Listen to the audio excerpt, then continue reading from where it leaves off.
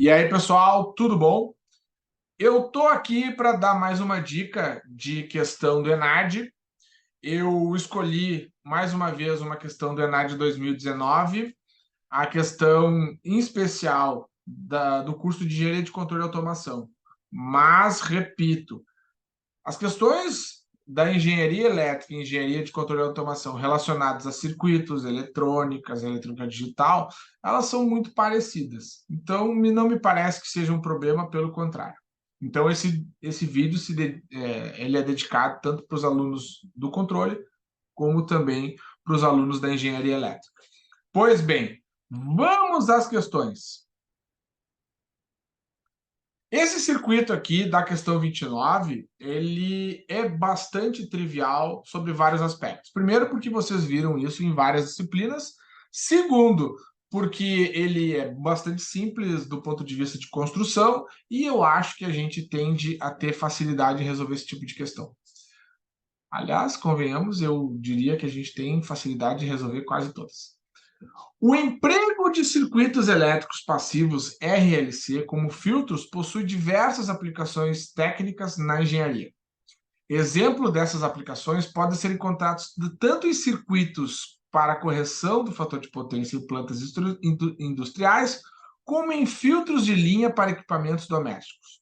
Até aí, a única informação que nos interessa é que é um circuito RLC. E está bem escrito ali, como o diagrama esquemático nos apresenta. O diagrama esquemático apresentado na figura a seguir representa o projeto de um filtro passivo, RLC. O que é um filtro passivo? É um circuito que não precisa de alimentação para funcionar. Muito bem. E daí? E daí que a questão continua. Considerando a característica estrutural desse circuito elétrico, assinale a opção cujo gráfico representa a resposta em frequência correta quando este filtro está sujeito a uma entrada de 1 volt. Vocês têm N formas de resolver essa questão, mas a primeira delas é lembrar que este circuito aqui ele é feito por elementos resistivos, elementos capacitivos capacitivos e indutivos. E aí a gente tem que lembrar do comportamento desses dispositivos durante a variação de frequência, ou seja, qual é a resposta em frequência para esse cara aqui? Qual é a resposta em frequência para esse cara aqui? Pois bem, se a gente considerar a resposta em frequência para esse cara aqui, em baixa frequência, ou seja, quando a minha frequência é muito baixa, um indutor, ele nada mais é do que um fio enrolado, mas é um fio. E em baixa frequência, a corrente é conduzida aqui. Tem aqui uma baixa impedância. E daí? E daí que em baixa frequência, esse cara aqui funciona como um curto. E se isso aqui em baixa frequência funciona como um curto, significa que este ponto aqui do circuito e esse ponto, eles vão estar em curto-circuito. E a tensão em cima de um curto-circuito tende a zero. Portanto, em baixa frequência, a saída desse negócio aqui vai ser próximo de zero, tendendo a zero. Tá? Isso para baixas frequências. Para altas frequências, um capacitor tende a se comportar como um curto.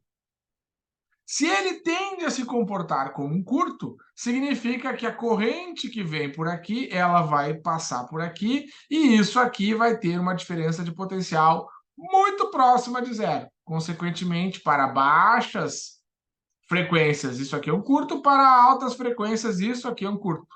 Consequentemente, este circuito sensacional vai ter uma resposta em frequência assim, né? Se a gente pensar na variação da frequência.